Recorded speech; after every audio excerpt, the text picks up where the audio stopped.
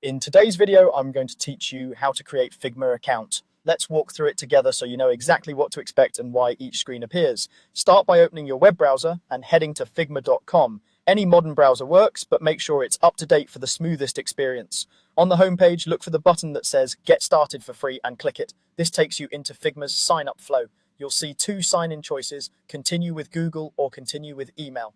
To keep things quick and secure, we'll choose Continue with Google. Click that option, then select the Google account you want to use. If your browser asks you to confirm permissions, click Allow.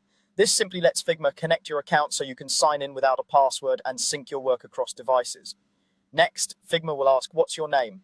Type the name you want displayed on your profile and in shared files. Keep it professional. If you plan to collaborate with colleagues, then click Continue.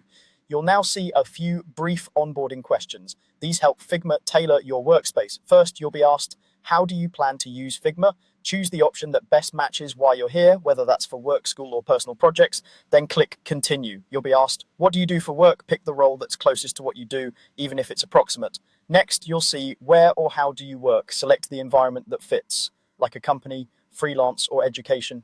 After that, answer, how many people work at your organization? This helps Figma suggest the right collaboration features. You'll be asked, will anyone else be joining you? If you're working solo, select that. If you'll collaborate later, you can indicate yes now without inviting anyone yet. Then answer, have you used Figma products before?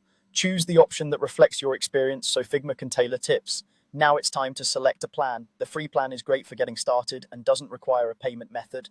If you already know you need advanced collaboration features, you can choose a paid plan, but free is perfect for learning. Finally, you'll see prompts like, what do you want to make first and what would you like to do first? Choose whether you want to start a design file, open a FigJam whiteboard, or follow an introductory tutorial. You can always change your mind later from the dashboard. That's it, you've created your Figma account, bookmark figma.com for easy access, and you're ready to start designing and collaborating right away.